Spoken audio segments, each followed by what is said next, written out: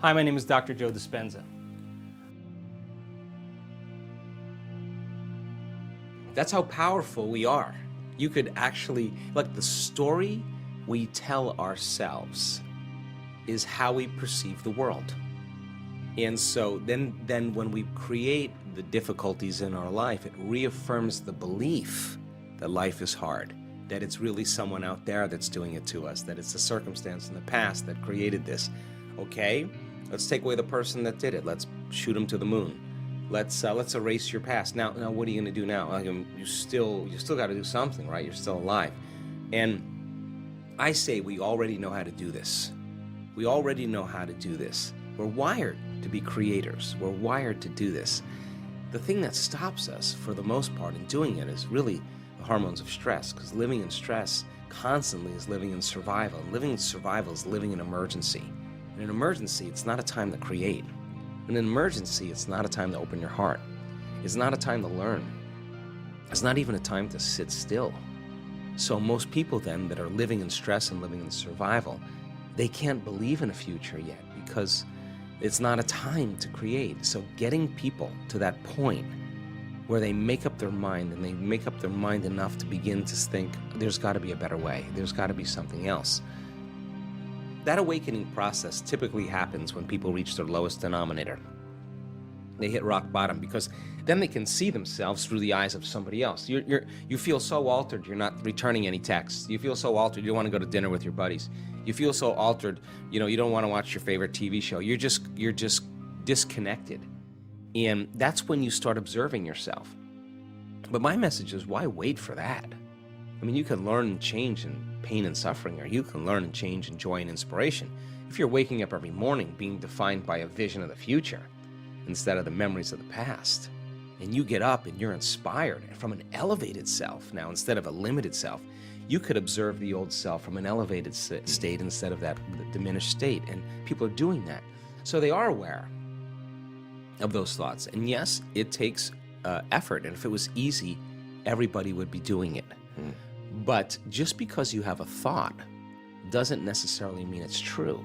And when you start looking and observing those thoughts, I think you are like Gandalf, because Gandalf also said, you may not pass, when he meant like that kind of severity when it comes to how we make up our mind about things. That's the kind of energy or intention that begins to create the biggest volume of change in our life. And I've interviewed thousands of people in our work that have healed from really serious health conditions.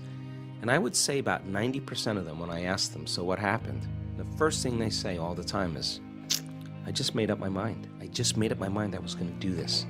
And they made a decision with such firm intention that the amplitude of that decision carried a level of energy that was greater than the hardwired programs in their brain and the emotional conditioning in their body. And the choice that they made caused their body to respond to a new mind. In fact, the choice they made became a moment that they would never forget. It was an event. And the stronger the emotion they felt, the more they paid attention to the choice. And in a sense, they were remembering their future. And the body emotionally was getting a sampling, a taste of the future. And they're aligned to that future, and that's when the body's healing began. That's when the miracle started, right in that moment. That's how powerful we really are. Now, what if you did that every day? What if you made up your mind every single day you weren't going to get up from your meditation until you were that person you wanted to be? Game on now, because you'd have to do battle with all the things that are not consistent with it, and that's exactly how our brain works. So then, if you want to be wealthy, you can't feel lack. You want to be a master, you can't judge your coworker. You want to be like somebody great in history, then you better execute peace in every area of your life. That's the law. So you take the prayer out on the road now. You take the prayer, you're the living example of the prayer. That's where it matters the most. And that's when people start getting suspicious and say, Shawn, man, did you change your medication? I mean, you're looking way too happy all of a sudden. Well, you're not relying on anything outside of you to bring you joy. You're overcoming yourself every day. And people say to me, well, why do you do your meditations in the morning? I always say, easy. Because if I can overcome myself at the beginning of the day, the rest of the day is easy. Because that's the biggest mastery, right? Absolutely. Is the self. And so people are waking up to that.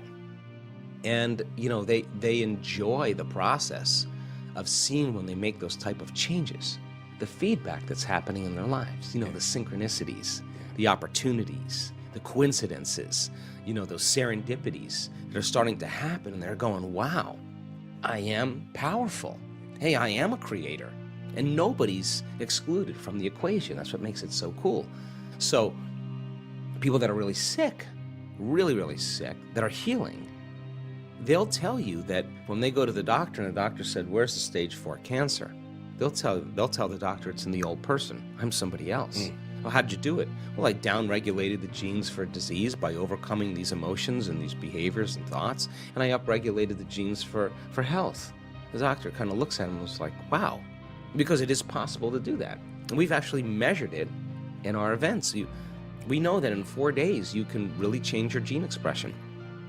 Genes that help restore balance, you know, for cancer cells and tumors. Genes that activate stem cells to repair the cells that are damaged. Genes for neurogenesis, the growth of new neurons in your brain. Genes for oxidative balance, for the microtubules, the cellular structure, and the replication of cells. These are all activated in 4 days by people thinking differently, making different choices, doing different things, having new experiences, feeling new emotions. Your genes actually change. And so we're not doomed by our genes. We're not hardwired to be a certain way for the rest of our lives. We are marvels of adaptability and change. So then what does it mean to change? Change means then to be greater than your body, greater than the body that has been conditioned emotionally to be the mind, greater than the body habituated into a predictable future, to be greater than the environment, to be greater than the conditions in your life. And if you're not being defined by a vision of the future and you wake up every morning, it makes total sense then when you see the same people and you go to the same places and you do the exact same thing at the exact same time. Now your personality is no longer creating your personal reality. Your personal reality is creating your personality because every person, every object, everything, every place is mapped neurologically in your brain. And since you've experienced your boss, since you've experienced your coworker, since you've experienced your ex, the moment you've experienced them at some point, there's an emotion associated with them. So then all of a sudden people wake up and they're not aware of this, but their environment is influencing the way they think and the way they feel. So when things are going good, they feel good. When things are bad, they feel bad, which means they're victims to their environment. Why are you unhappy? Well, this person made me unhappy, which means unconsciously, that person is actually controlling the way I feel and the way I think. Now I'm a victim to that circumstance. So to change then is to be greater than that environment. So then you would have to reprogram the way you'd think and the way you'd feel to no longer return back to the same state of being. Now that's the mastery, because it isn't just having a great meditation and then getting on the freeway and flipping everybody off or judging your coworker. Right. You just return back to the old self. You got to be able to maintain that modified state of mind and body your entire day. And if you can, get ready, because weird things are going to happen in your life. So the person who's starting to try it out in a curious way, like, let's just do the experiment. Let's just see if I change my energy, I change the way I think I feel, is there going to be some effect in my life? When they start seeing that, they're no longer like, oh, I got to go create my, my life today. They're actually excited to do it because they don't want the magic to end. They want to keep it going. Now, that's when it gets kind of cool, because this is when you start believing in yourself. And when you believe in yourself, you believe in possibilities, right? When you believe in possibilities, you got to believe in yourself.